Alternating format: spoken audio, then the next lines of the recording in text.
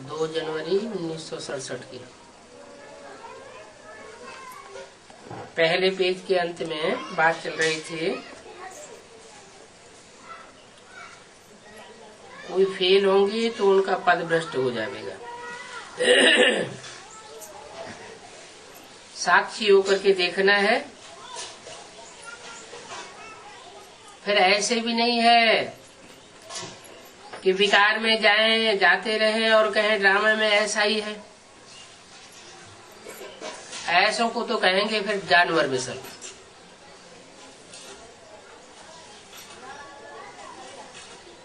दूसरा पेज, ये बुद्धि से समझने की बातें हैं। बाप कहते हैं देही अभिमानी बनो, कोई भी देहधारी से ताल्लुक नहीं। देही अभिमानी, देह और देही। देह माना शरीर और देही माना शरीर को धारण करने वाली आत्मा। तो देही अभिमानी माने आत्मा अभिमानी बनेंगे तो फिर किससे ताल्लुक होगा? आत्मा का ताल्लुक परमात्मा बाप से, क्योंकि आत्मा 84 जन्मों से कनेक्शन की बात हो गई। आत्मा जब याद आएगी तो कितने जन्म याद आ जाएंगे? पूरा 84 का चक्कर याद आ जाएगा। 84 का चक्कर याद आता है माना आत्मा अभिमानी। और सिर्फ ये जन्म याद आता है, इस जन्म के देह के संबंधी याद आते हैं। इसका मतलब आत्माभिमानी या देहाभिमानी? देहाभिमानी। अगर आत्माभिमानी बनेंगे तो देहधारियों से कोई ताल्लुक नहीं। हमको तो एक बाप को ही याद करना है। क्यों? एक बाप को क्यों याद करना है? क्योंकि अब अंत में इस सृष्टि का ऐसा समय आने वाला है, कोई किसी का साथी नहीं रहेगा। एक भगवान ही सबका साथी बनने वाला है। क्या? जैसे मिसाल के तौर पर यज्ञ के आदि में जब हिंदुस्तान पाकिस्तान की लड़ाई हुई, खून की नदियां बह रही थी और 300-400 कन्याओं माताओं को सिंध हैदराबाद में तालों में जकड़ रखा था। तो जिन लोगों ने तालों में जकड़ रखा था, जब खून की नदियां बही तो वो छोड़ करके भाग गए। कोई ने नहीं देखा कि हमारी बेटी कहाँ है, बहन कहाँ है, पत्नी कहाँ है, कौन कहाँ है, बहन कहाँ है। अपनी अपनी जान लेकर के भागे। और वो कन्याएं माताएं स्वतंत्र हो गई। स्वतंत्र होकर के उनकी जहाँ लगन थी वहाँ कराची में चली गई। तो कोई से ताल्लुक नहीं रखना है। अभी तो ये संगम है, सतयुग आदि का और कलयुग अंत का संगम। बाप जरूर संगम पर ही आवेंगे। न सतयुग में आवेंगे, न त्रेता में, न द्वापर में, न कलयुग में। कब आवेंगे? जब श्रेष्ठ ते श्रेष्ठ युग की आदि होनी होती है और भ्रष्ट ते भ्रष्ट युग, पापी युग जिसे कहा जाता है, उस कलयुग का अंत होना होता है। दोनों का संगम है। पुरानी दुनिया को ही पतित दुनिया कहा जाता है। पावन दुनिया सतयुग को कहा जाता है। मुख्य बात पवित्र बनने की है। क्या? आत्मा जो अनेक जन्म लेते लेते, अनेक देहधारियों के संग में आते आते पतित बन गई है, उस पतित आत्मा को पावन बनाना है। कुछ भी हो जाए, लेकिन नगन नहीं होना है। आत्मा अभिमानी बन करके रहेंगे तो बाप का बल मिलेगा। और इसका मतलब ये भी नहीं कि आपस में ही लटकते रहना है। नाम रूप में फंस जाना है। आशिक मासूक जो होते हैं वो कब आपस में लटकते नहीं हैं, सिर्फ एक दो को देख करके ही खुश हो जाते हैं। बाकी लटकना आदि कुछ भी होने की बात नहीं है, वो तो देखने से ही खुश होते हैं। लटकने वाले में काम विकार का अंश जरूर आ जाता है। जो नाम रूप में फंस करके लटकते हैं वो और ही नुकसान कर देते हैं। वो आशिक मासूक का विकार में नहीं जाते हैं, एक दूसरे को सच्चा प्यार करते हैं। यहाँ तो माया ऐसी चंचल है जो फीमेल्स आपस में एक दो के साथ लटक पड़ती है। ये बड़ा कड़ा रोग है नाम रूप में फंसने का। जब तक एक दो की भाकी नहीं पहनेंगे, उनकी गोद में नहीं जावेंगे, तब तक उनको नींद नहीं आवेगी। बाकी पहनने बगैर जैसे कि प्राण जाते रहते हैं। ये सारी माया का रूप है। अनेक प्रकार के सट के माया लगा देती है। तुम बच्चों की जो बुद्धि में आना चाहिए, पुराना 63 जन्म का किचरा है जो अभी संगम युग में आकर के उदय होता है। इसमें आसक्ति रखनी नहीं चाहिए। कोई को भी देह में नहीं फंसना है, एक बाप को याद करना है तो ये बहुत मंजिल भारी। मंजिल भारी क्यों है? क्योंकि 63 जन्मों की रील अभी संगम युग में घूम रही है। विश्व का मालिक बनना है, ऐसे भी भारी मंजिल है। जितना ऊंचा पुरुषार्थ उतनी भारी मंजिल। भारी मंजिल को भी सहज कैसे बनाते हैं? भारत का प्राचीन योग तो गाते भी है, परंतु इससे क्या हुआ ये कोई नहीं समझ सकते। तुम समझाते हो योग बल से हम विश्व में मालिक बनते हैं, इसमें लड़ाई की कोई बात नहीं है। पांडवों ने बरोबर राज्य लिया, परंतु सुप्रीम पंडे के साथ योग लगाया। क्या सुप्रीम पंडा? तो इसका मतलब नंबरवार पंडे और भी हुए ना। उन्होंने पंडों के साथ योग नहीं लगाया, सुप्रीम पंडे के साथ योग लगाया। सुप्रीम पंडा कौन हुआ? शिव बाबा। सुप्रीम पंडे के साथ योग लगाया तो विघ्न विनाश हुए। पंडे के साथ जाना होता है ना, गाइड करता है ना पंडा। तो जब विक्रम विनाश हुए तब दूसरे जन्म में राजा ही पद पाया। ये है ही प्रिंस प्रिंसेस बनने की मिशन।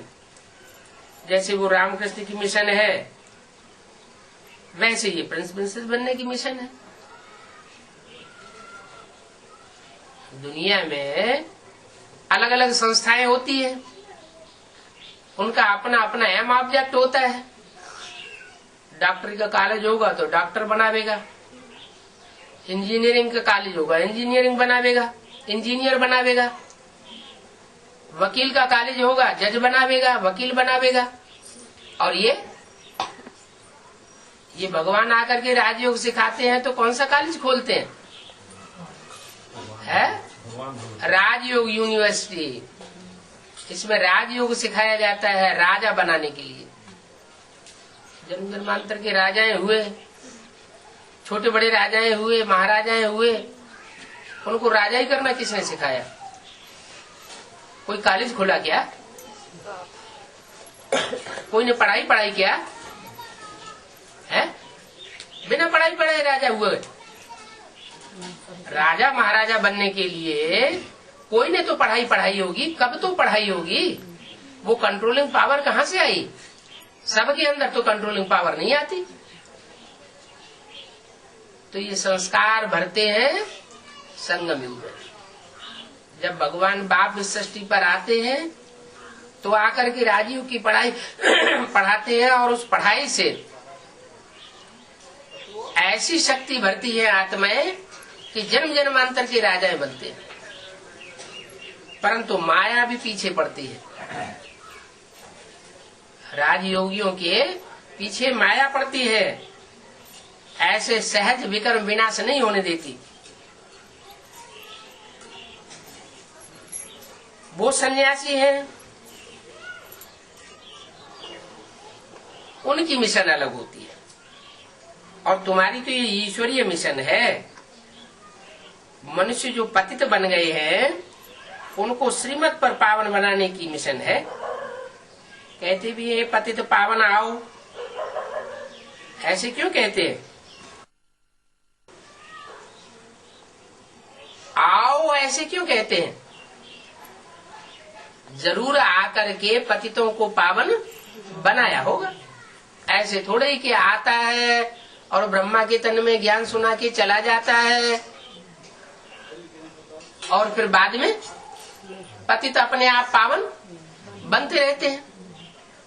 या जिन्होंने ब्रह्मा के सन्मुख रह करके ज्ञान सुना, वो हमको पतित से पावन बनाते रहते हैं, ऐसी कोई बात नहीं। पतितों को पावन स्वयं बाप आकर के बनाते हैं। बाप के अलावा और कोई पतितों को पावन बना नहीं सकता।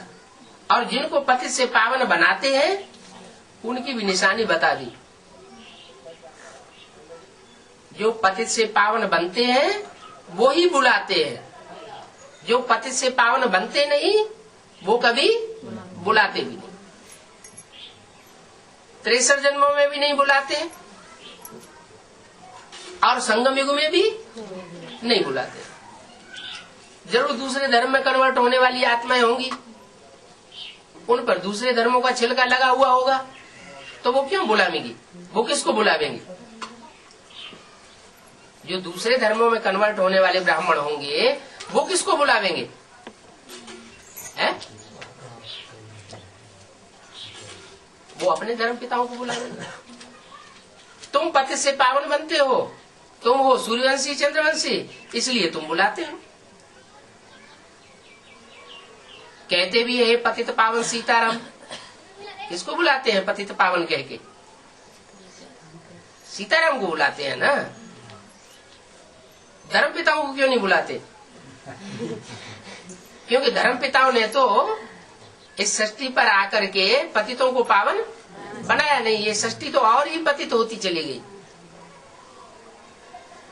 राम और सीता के द्वारा परमात्मा शिव इस सृष्टि पर प्रवेश करके सारी सृष्टि को पावन बनाते हैं। जो पूरे पूरे पावन बनते हैं वो देवता कहे जाते हैं, अधूरे पावन बनते हैं तो देवता नहीं कहे जाते। क्या कहे जाते हैं? दैत्य।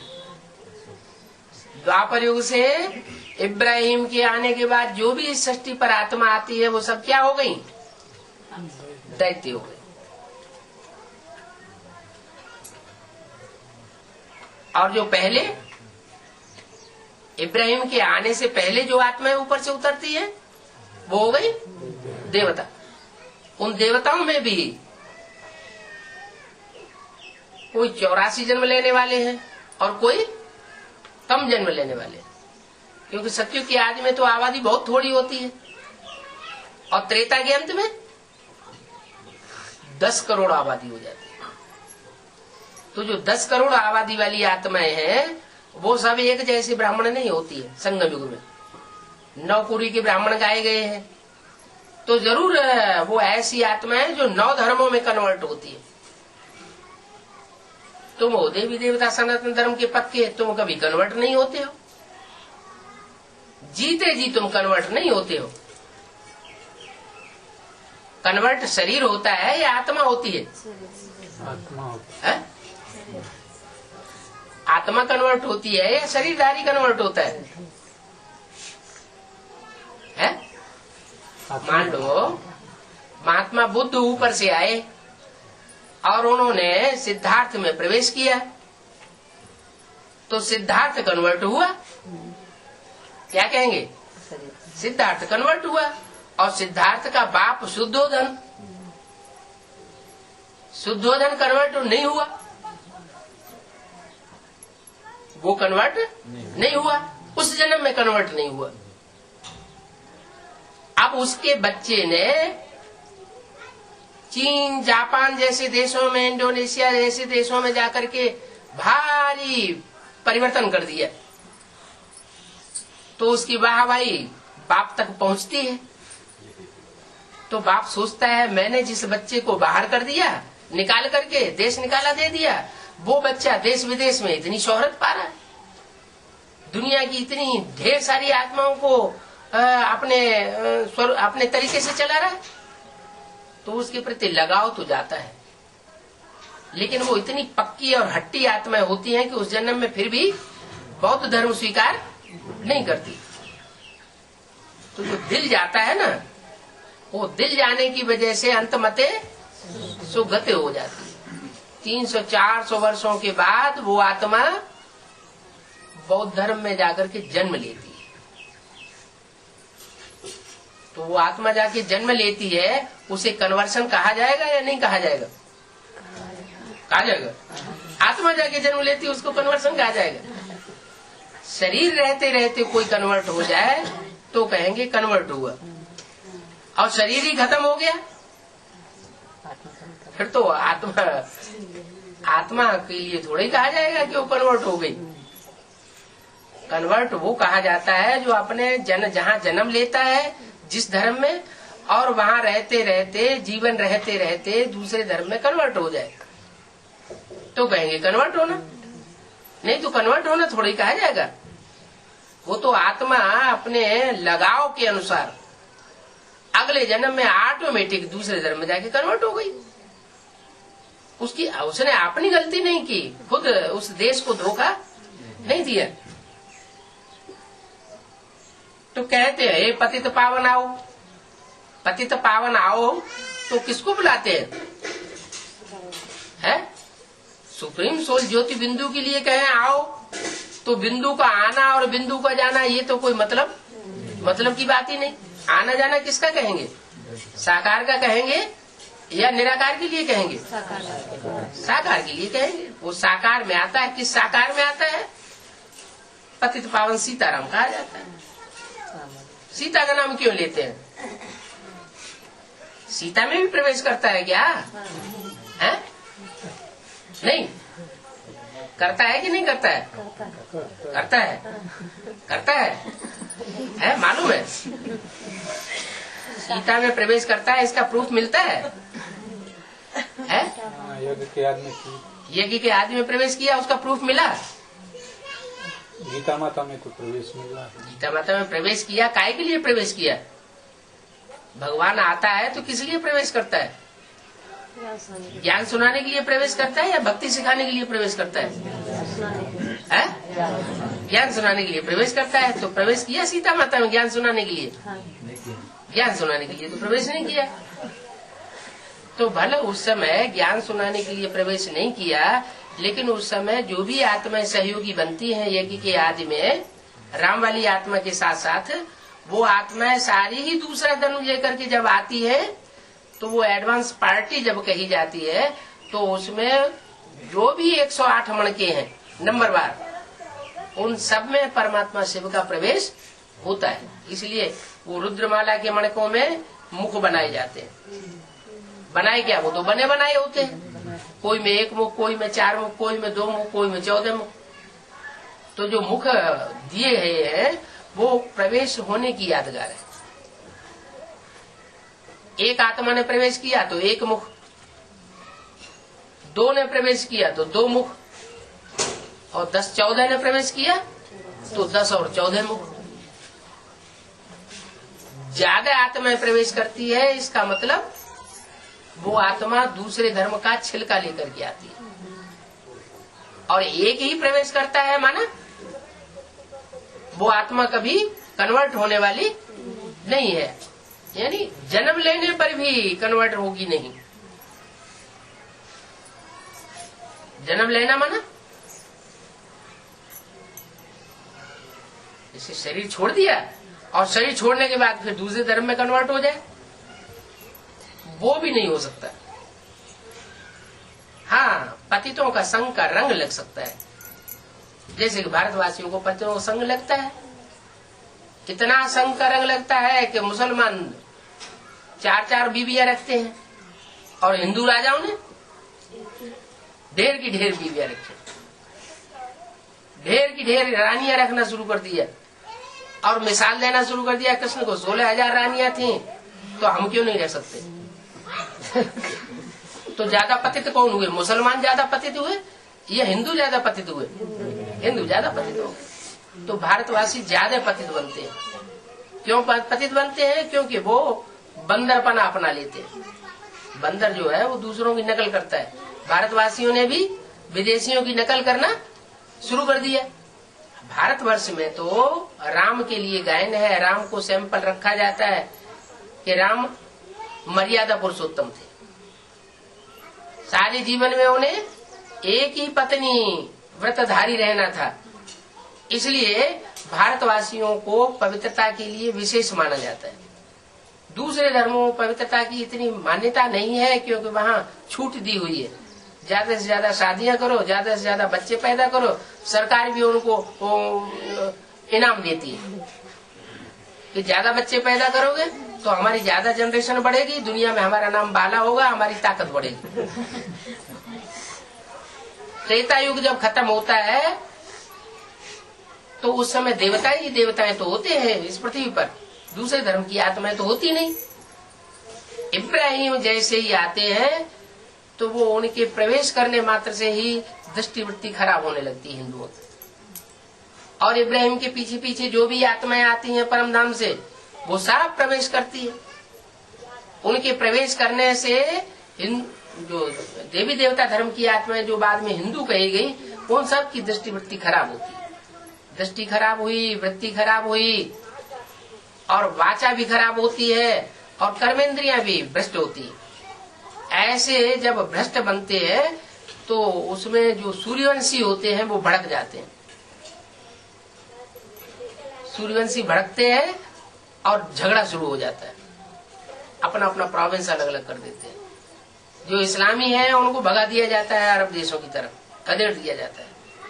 वो वहां जाकर के अपना इस्लाम धर्म स्थापन कर लेते हैं। वहां जाकर के वो जनरेशन उनको बढ़ानी है, इसलिए भाई बहनों में भी उनमें पहले शादी होती थी। सगे भाई बहनों में भी शादी होती है। अभी मुसलमानों सगे भाई बहनों में शादी नहीं होती, सिर्फ दूध बचाते हैं। बाकी मामा की लड़की, चाचा की लड़की, जो ताऊ की लड़की, उनके साथ भी शादी कर लेते हैं। क्यों? क्योंकि उन्हें तो अपनी जनरेशन बढ़ाने में ही फायदा है। हिंदुओं की जनरेशन थोड़ी होती जाती और दूसरे धर्म वालों की जनरेशन बढ़ती चली जाती है। जब ऐसे ऐसे होता है तो हिंदू बहुत कमजोर पड़ जाते हैं। भारत की हालत जो है बहुत खस्ता हो जाती है, जनसंख्या के आधार पर ही नहीं, क्वालिटी के आधार पर भी। वो अपने अंदर हीन भावना आ जाती है कि दूसरे देश जो है बहुत ऊंचे हैं और हम नीचे हैं। इसका प्रूफ ये है कि यहाँ के जितने भी जहीन वर्ग, जो अच्छे अच्छे बुद्धिमान लोग होते हैं, वो सब विदेश भाग रहे हैं पैसा कमाने के लिए। भारत की सरकार उनको उनका वेतन नहीं दे पाती, उनकी कदर नहीं कर पाती।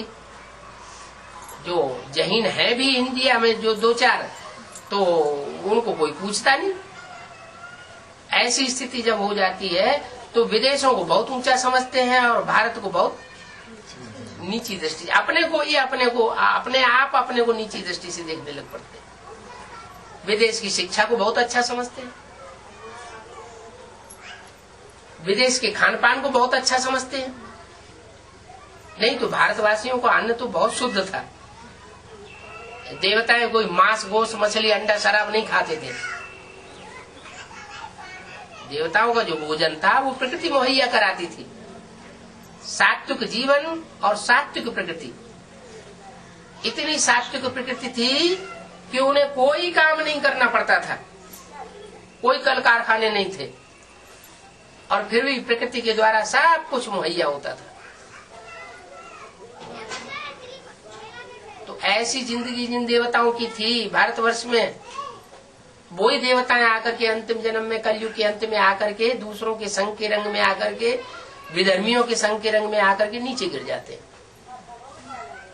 अभी बाप कहते हैं कि मैं आया हुआ हूं, भले तुम सारी दुनिया के मुकाबले जास्ती पतित बन गए हो, तुम्हारे कर्म जास्ती भ्रष्ट हो गए। दूसरे देशों में इतनी रिश्वत नहीं चलती है, इतना भ्रष्टाचार नहीं चलता है, और भारतवासियों में जबरदस्त भ्रष्टाचार। आज के देश की सबसे बड़ी समस्या हो गई है कि ये भ्रष्टाचार कैसे खत्म हो। बाप कहते हैं जो खुद भ्रष्टाचारी है वो भ्रष्टाचार खत्म कर ही नहीं सकते। मैं ही जब इस सृष्टि पर आता हूँ तो इस भ्रष्टाचार को खत्म करता हूँ। और ये भ्रष्टाचार की शुरुआत कहाँ से होती है? इस भ्रष्टाचार की शुरुआत होती है देह अभिमान से। देहभान होने से ही, अपने को देह समझने से, दूसरों को देह समझने से काम विकार की पैदाइश होती है। यह है सबसे बड़ा विकार। ऐसे तो 5 विकार है, काम क्रोध लोभ मोह अहंकार, लेकिन सबसे बड़ा विकार है काम विकार।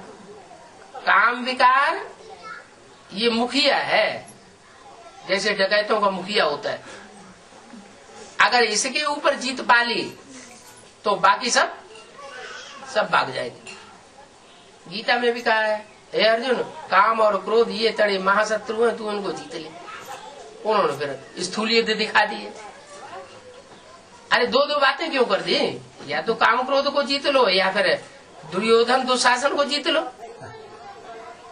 लेकिन काम क्रोध जो है वही लड़ाई वास्तव में है, मनुष्य के अंदर की लड़ाई है। मनुष्य अपने अंदर की जो दुर्गुणों को अगर जीत लेता है, कमजोरियों को जीत लेता है, तो विश्व विजयी बन सकता है। इसलिए कहते भी है, मन जीते जगत जीत, माया जीते जगत जीत, मन के हारे हार और मन के जीते जीत। ये मन जो है वो हमको गड्ढे में ले जाता है।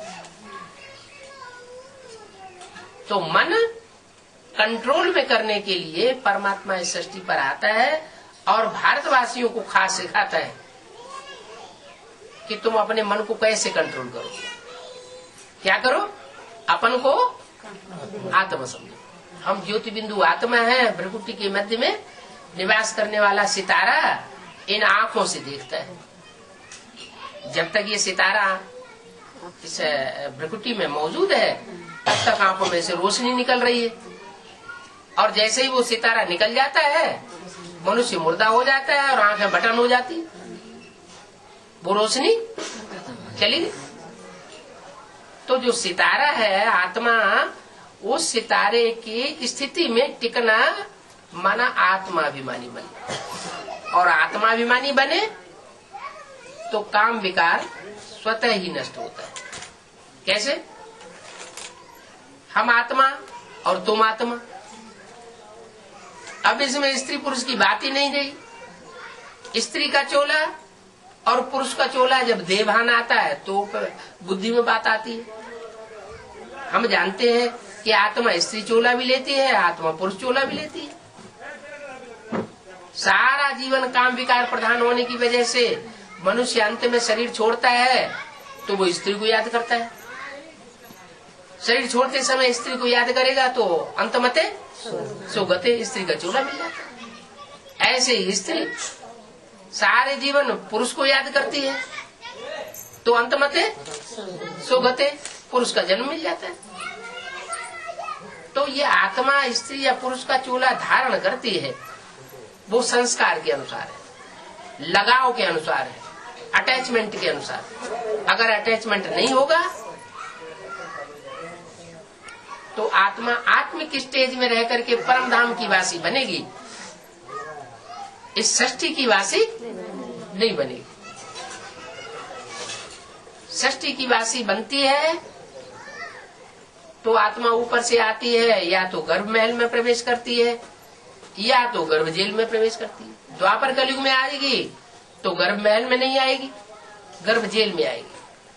और सतयुग त्रेता में ऊपर से आत्मा उतरती है तो गर्भ महल में आती है। गर्भ महल में आने पर स्त्री और पुरुष का भान होता नहीं है, लेकिन स्त्री पुरुष का चोला मिलता है।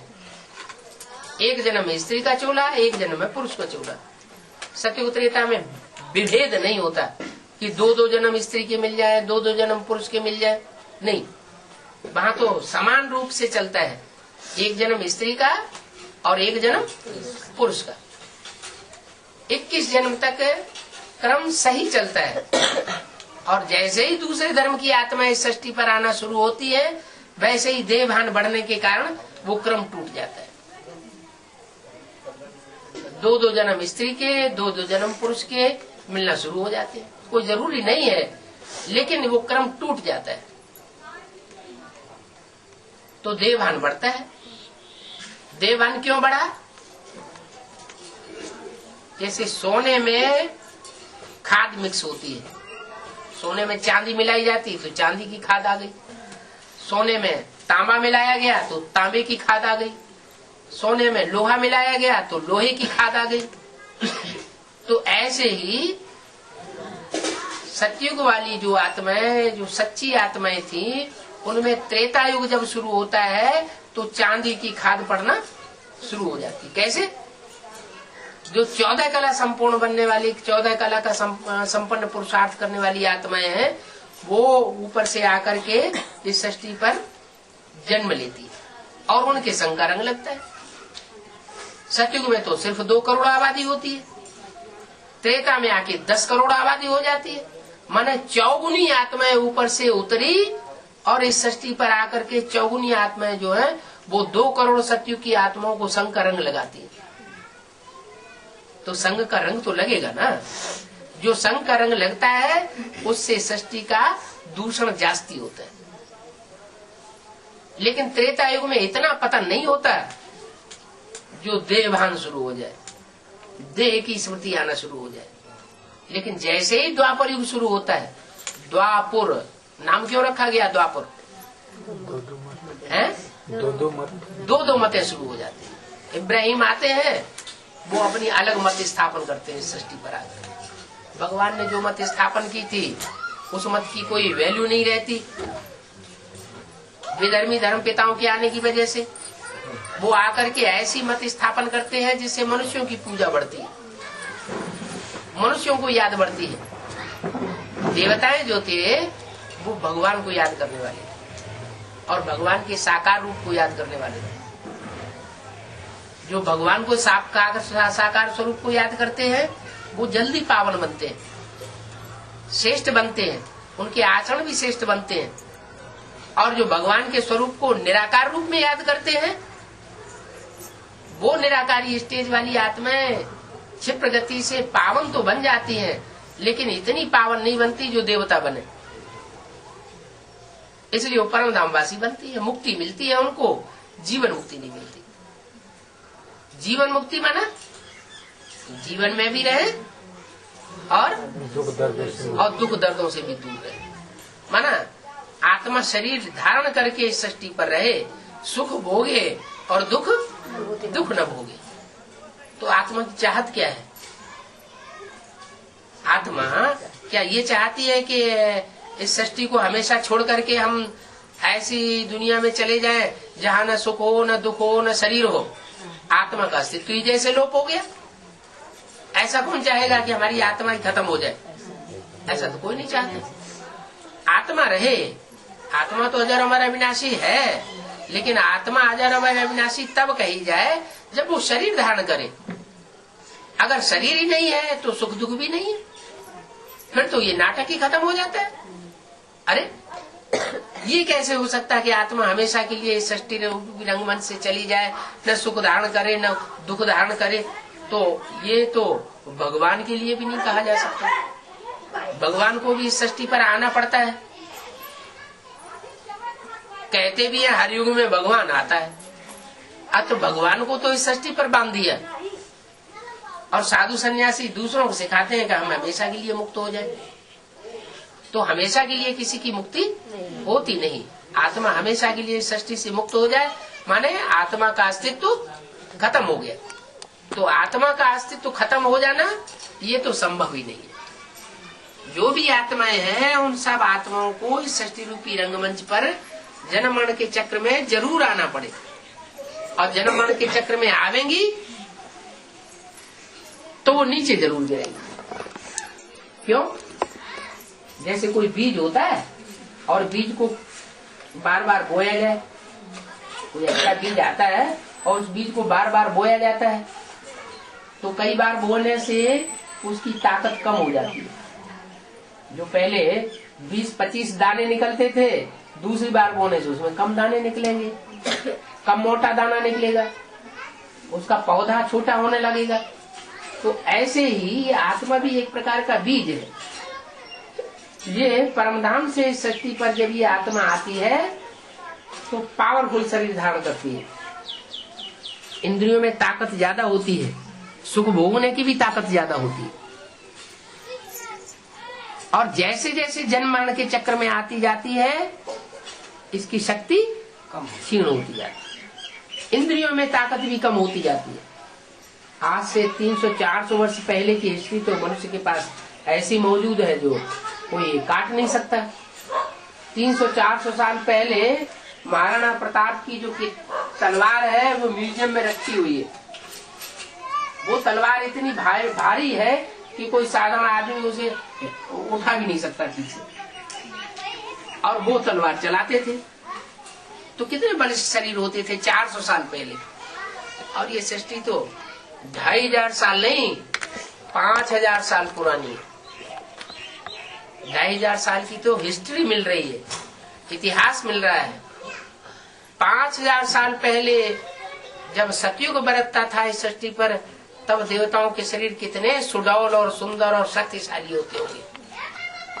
आज भी मंदिरों में देवताओं की जो चेहरे दिखाए जाते हैं, उनमें आंखों में कितनी ललक दिखाई पड़ती है, कितनी शोभा दिखाई पड़ती है। आंखें बड़ी बड़ी दिखाई जाती है, चेहरे पे चमक दिखाई जाती है। और आज 84 जन्म लेने के बाद क्या हुआ? कलयुग के अंत में हर मनुष्य की आंख अंदर धस गई। क्यों धस गई अंदर? क्योंकि आत्मा में ताकत नहीं गई। तो अब ये आत्मा रूपी जो बैटरी है, इस बैटरी को चार्ज करने के लिए जनरेटर चाहिए। वो जनरेटर है परमपिता परमात्मा शिव। वो इस सृष्टि पर जब आता है तो कोई साकार तन में प्रवेश करता है। जिस साकार तन में मुकर्रर रूप से प्रवेश होकर के इस सृष्टि पर प्रत्यक्ष होता है, उस तन को पहचानना ये सब आत्माओं के बस की बात नहीं है। दूसरे धर्म की आत्माएं जल्दी नहीं पहचानेंगी। कौन पहचानेंगे? जो असल सूर्यवंशी आत्माएं होंगी, जो सृष्टि की आदि में आई होंगी, एकदम 84 जन्म लेने वाली आत्माएं, वो आत्मा पहले पहचाने। वो सूर्यवंशी है। गीता में भी लिखा हुआ है, भगवान जब आते हैं तो सबसे पहले सूर्य को ज्ञान सुनाते हैं। तो सूर्य जब ज्ञान सुनेगा भगवान से, तो वो किसको सुनाएगा? इब्राहिम के बच्चों को सुनाएगा।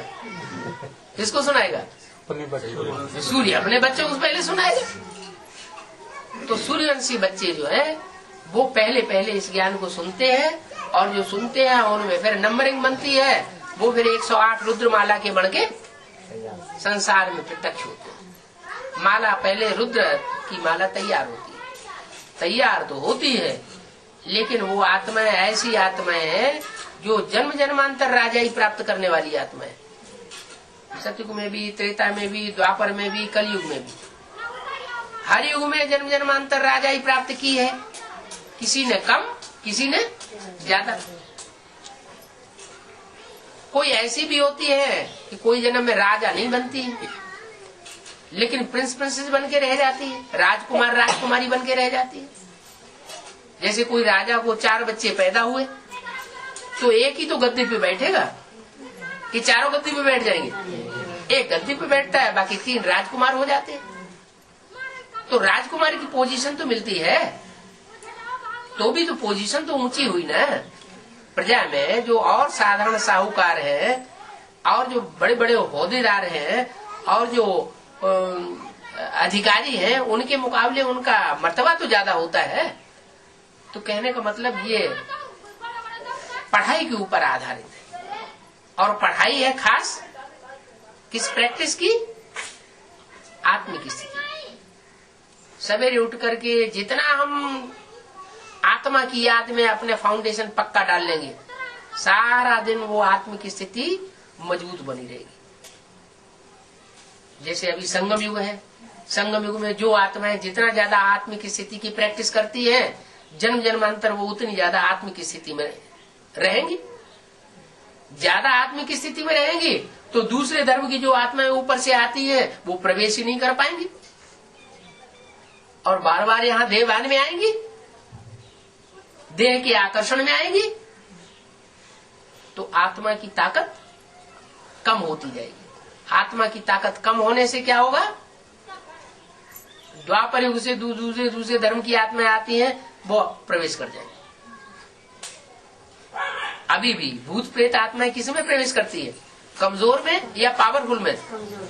जो कमजोर आत्माएं होती हैं उनमें भूत प्रेत प्रवेश कर जाते हैं। तो इसलिए बाबा का जो ज्ञान है वो ये सिखाता है कि हमारे ऊपर कोई अधिकार न कर सके। क्या ऐसा ज्ञान देता है कि हमारे ऊपर कोई अधिकार न कर सके। हम दूसरों के ऊपर अधिकार भले करें, सत्युग त्रेता में अधिकार करने की बात नहीं, कहाँ द्वापर कली, लेकिन दूसरे हमारे ऊपर अधिकार न जमा पाए।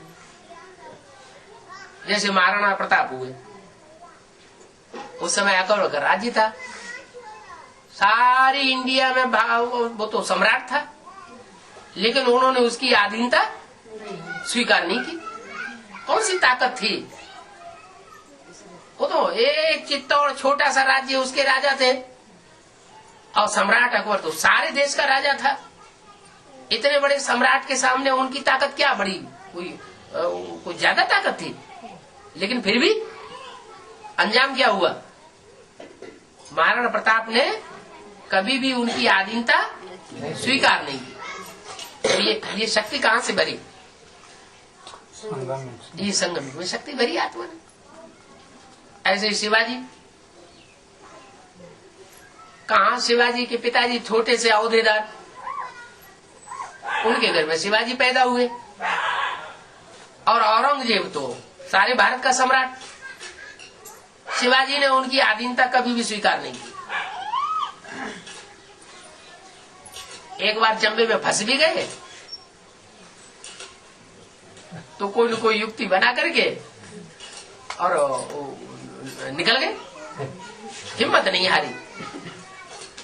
माना हिम्मत जो करता है शिव बाबा उसको मदद जरूर देता है। अभी भी मदद दे रहा है, अभी तो संगम युग में प्रैक्टिकल में आया हुआ है। तो जो जितनी हिम्मत करेंगे उनको उतनी मदद शिव बाबा से मिलती रहेगी। अभी किस बात की हिम्मत सबसे जास्ती करनी है? सेवा की है, सेवा की हिम्मत सबसे जास्ती हिम्मत करनी है पहले अपनी सेवा करने की। फिर जो भी संगी साथी मिले, जो भी संसर्ग संपर्क में आने वाली, संबंध में आने वाली आत्माएं हैं, उनकी सेवा करने की हिम्मत मिले। हम उनकी डिसर्विस न करें। क्या करें? उनकी सेवा करें। वो भले हमारे लिए कुछ भी करें, गालियां दें, ग्लानि करें, लेकिन हम उनकी सेवा करें। अगर ऐसी सेवा करने की हिम्मत हमारे अंदर जागती रही तो हम बाप के हिम्मतवान बच्चे कहे जाए। क्या हिम्मते बच्चे मदद, बाप जरूर मदद करेगा। सारा विश्व एक तरफ और एक आत्मा एक तरफ भी हो जाए तो भी बाप उसको मदद करने के लिए बांधा हुआ है। कहाँ 5 पांडव दुनिया और कहाँ 500-700 करोड़ मनुष्य आत्माएं, सारे कौरव और यादव और सारे ही दुश्मन। कोई बाहर की दुनिया की तरीके से दुश्मन,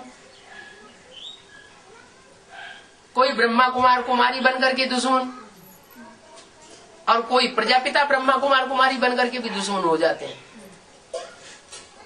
माना सारी ही दुनिया दुश्मन हो जाती है तो भी वो हिम्मत नहीं हारते। जैसे बाप ने श्रीमत दी है उस श्रीमत पर चलना है और श्रीमत पर चल करके आत्माभिमानी बनकर के रहना है। न दुख देना है न दुख लेना है। दूसरों को देना है तो क्या देना है? सुख देना है। ऐसा ज्ञान कभी न सुना है कि दूसरे को दुख हो जाए। कभी कभी क्या होता है कि अहंकार में आकर के ज्ञान तो सुनाते हैं, लेकिन ऐसा ऐसा ज्ञान सुनाते हैं जिससे दूसरी आत्मा अगर उठने वाली हो तो भी और ही गिर जाए, हाथ जोड़ ले, हमें नहीं चाहिए ये ज्ञान, नफरत ही पैदा हो जाए। तो वो डिससर्विस नहीं करना चाहिए। डिससर्विस माना कोई आत्मा को उमंग उत्साह में लाने की बजाय और ही उसको डाउन कर देना। सर्विस करना माना उमंग उत्साह में लाना, खुद भी उमंग उत्साह में रहना, दूसरों को भी उमंग उत्साह में लाना। वो सर्विस दूसरों की तब कर सकेंगे जब पहले हम खुद आत्माभिमानी बनने की हिम्मत करें। ये बहुत बड़ी तपस्या है। क्या वो ऋषि मुनि सन्यासी तो टांग ऊपर कर देते हैं, एक टांग पर खड़े हो जाते हैं, पांव के पंजे पर खड़े हो जाते हैं, हाथ ऊपर कर देते हैं, हाथ ऊपर किए खड़े रहते हैं, तो वो समझते हैं ये तपस्या है। खाना नहीं खाते हैं, इसे तपस्या समझते हैं। बाप कहते हैं वो कोई तपस्या नहीं है, ये तो देह को दुख दिया, क्या जीव घात कर रहे हैं।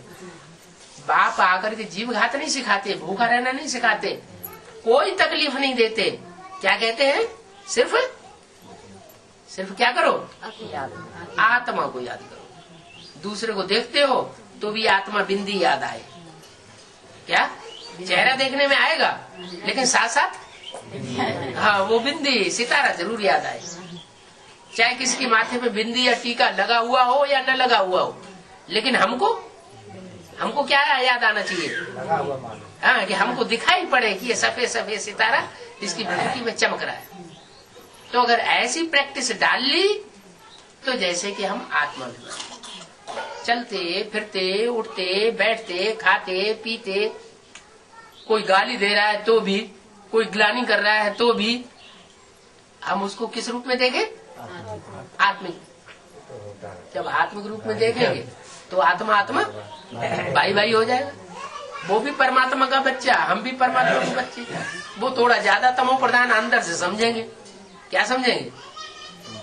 कि ये ग्लानि कर रहा है, गाली दे रहा है, तो ये ज्यादा तमो प्रधान बन गया है, और हम थोड़ा मेहर है हमारे ऊपर बाप की, इसलिए हम अपने को कंट्रोल किए हुए हैं।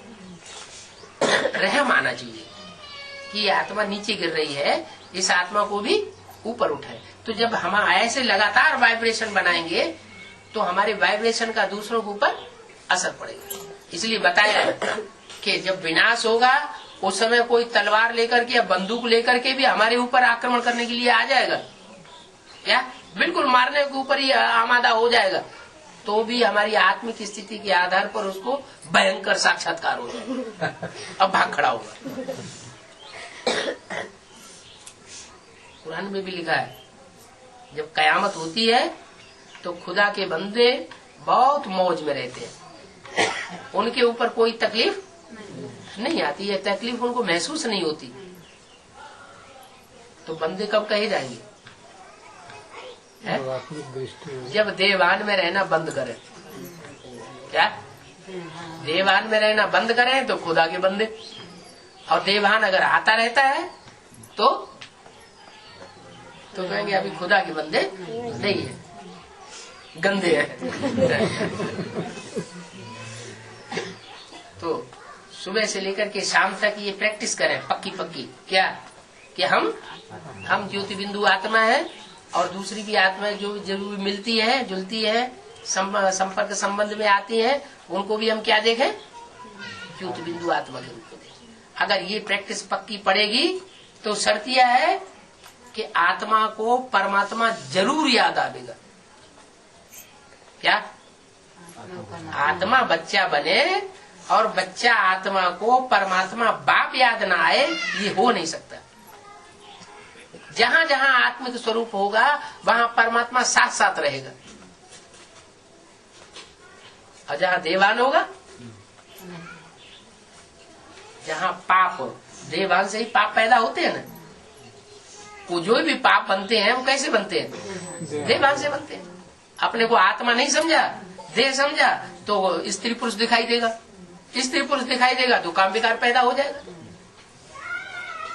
ऐसे ही क्रोध, अपने को आत्मा नहीं समझेंगे तो दूसरा कहीं वो क्या नाम, भिखारी दिखाई देगा, कमजोर दिखाई देगा, चमार दिखाई देगा, भंगी दिखाई देगा, नीची जात दिखाई देगा, तो उसके ऊपर क्रोध आएगा। हैं, हम ऊंची जाति के, हम इतने बड़े आदमी, हम धनवान के बच्चे, तो दूसरे के ऊपर क्रोध आएगा। अगर आत्मा आत्मा देखेंगे तो कोई क्रोध किसी के ऊपर नहीं आएगा। ऐसे ही लोभ, लोभ कब आता है? मैंने कमाया, मेरे शरीर ने कमाया, मैंने अपने शरीर से ये धन कमाया, ये धन मेरा है, तो वो लोभ आ जाता है। तो इसको बैंक बैलेंस इकट्ठा करें। जो बच्चे हैं वो खाते रहेंगे जन्म जन्मांतर, तो जन्म जन्मांतर बच्चों के लिए धन इकट्ठा किया, ये देहधारियों के लिए इकट्ठा किया ना।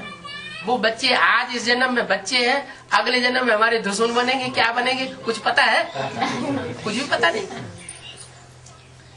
तो लोभ जो है उसका भी मूल क्या हुआ? देह अभिमान। चाहे देह अपनी है, अपनी देह के लिए, और चाहे दूसरों की देह के लिए धन का लोभ किया, खाने पीने की चीजों का लोभ किया, तो वो लोभ का मूल जो है वो देह अभिमान होता है।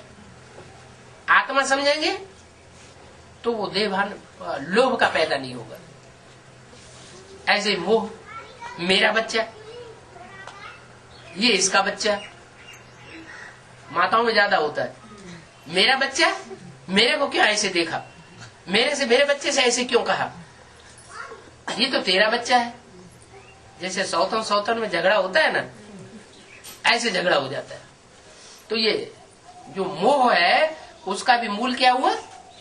मेरे पेट से पैदा हुआ बच्चा और तेरे पेट से पैदा हुआ बच्चा, उसका बच्चा और मेरा बच्चा। चाहे क्रिश्चियन से पैदा हुआ हो, क्रिश्चियन से पैदा हुआ वो भी बच्चा, और हिंदुओं से पैदा हुआ वो भी बच्चा। क्रिश्चियंस को क्यों नहीं छूते? क्रिश्चियंस को घर में रखने से नफरत क्यों करते? मुसलमानों को नफरत क्यों करते हैं? चमारों को नफरत क्यों करते? चमार बेचते, जो भंगी है उनको नफरत क्यों करते हैं?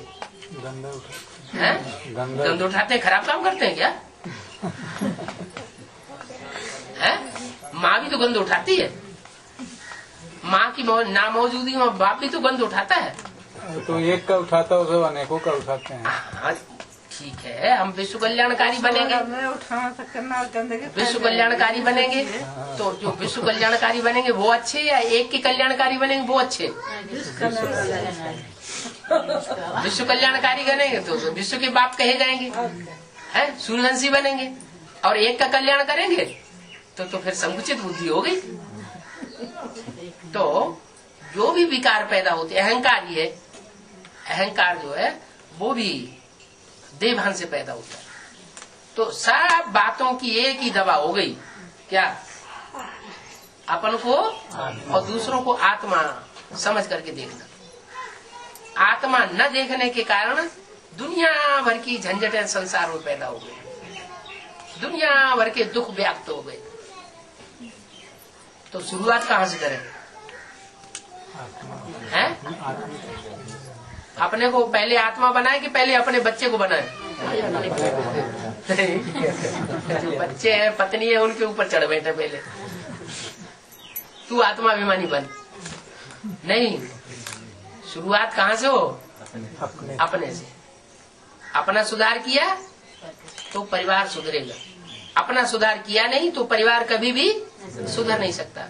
परिवार का, अपने घर का सुधार नहीं किया तो दुनिया का सुधार कभी हो नहीं सकता। कोई ऐसे भी होते हैं, ज्ञान अपने घर वालों को नहीं सुनाएंगे, हमारी बदनामी हो जाएगी, लड़की ज्ञान में चलने लग पड़ेगी तो फिर बदनामी हो जाएगी। लड़की को शादी नहीं करता है, ये नहीं करता है, तो अपने बाल बच्चों को ज्ञान नहीं देंगे, क्या करेंगे? दूसरों को ज्ञान देंगे। खुद स्वर्ग में जाने का पुरुषार्थ करेंगे, अपने बाल बच्चों को नरक में ढकेलेंगे, तो उनको क्या कहेंगे? ये परिवर्तन कर पाएंगे?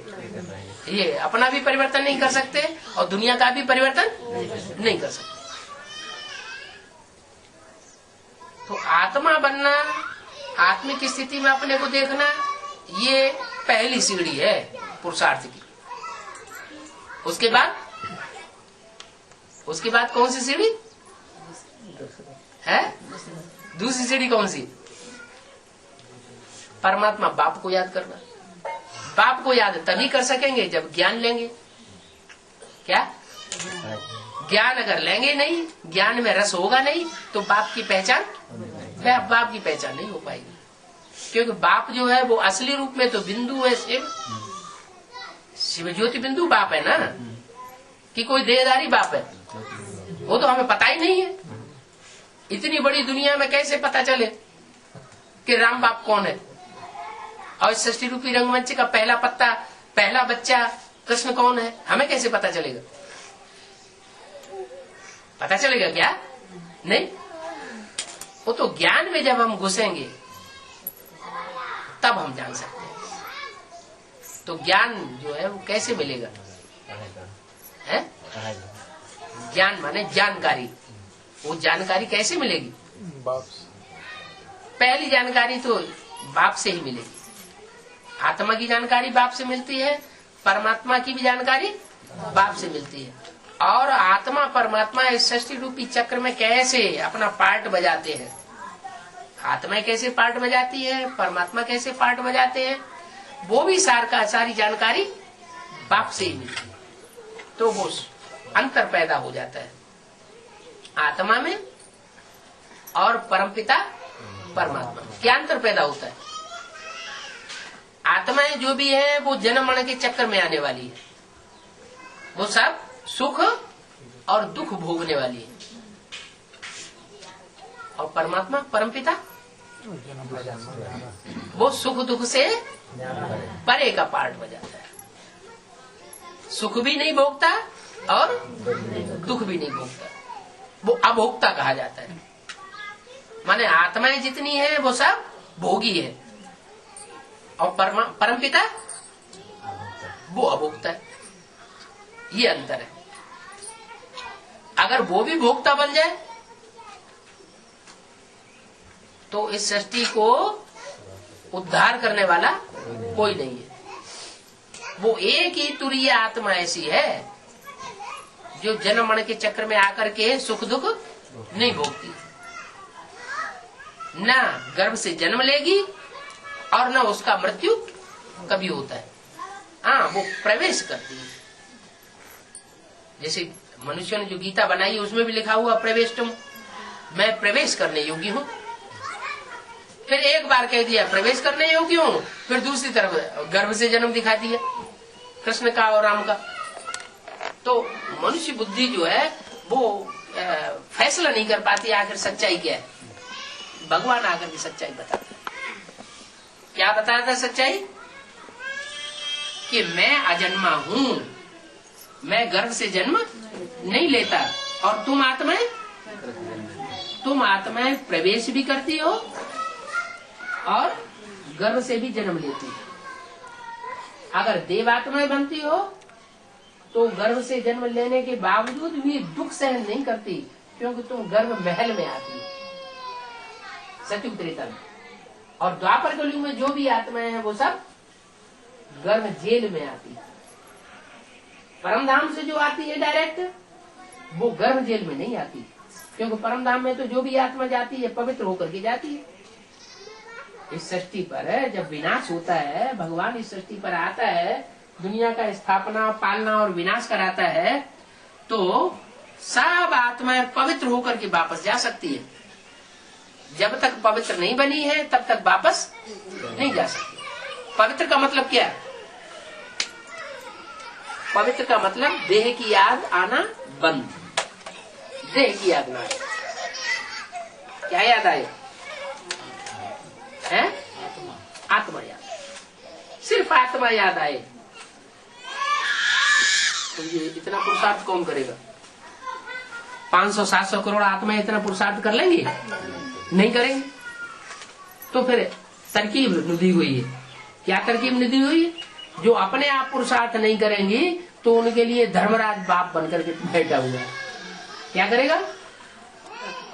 है वो दंड देगा। जिनके जिनके पाप कर्म भस्म होने से रह जाएंगे, आत्म की स्थिति में नहीं रहेंगे, तपस्या नहीं करेंगे, पाप कर्म भस्म नहीं करेंगे, तो उनको बाप फिर धर्मराज के साथ हिसाब किताब चिपटू करेगा। बहुत कड़ी कड़ी सजाएं हैं। वो सजाएं खा खा करके, त्रह त्रह करके आत्माएं पावन बनेंगी और आत्म की स्थिति में स्थित हो जाएगी। जो जितनी जल्दी आत्म की स्थिति में स्थित होगा सदा काल के लिए, वो उतना ही ऊंचा पद पाएगा 500-700 करोड़ मनुष्य आत्माओं के बीच में। और जो जितनी ही देर में पावन बनेगा यानी आत्म की स्थिति धारण करेगा, वो उतनी ही नंबर उसका नीचे गिर जाएगा। मान लो कोई आत्मा 700 करोड़ में नंबर पे आई, तो कलयुग के अंत में आकर के बस जन्म लिया और मरी, जैसे मक्खी मच्छर। तो मक्खी मच्छर बनना अच्छा या 84 जन्म देवता बनना अच्छा?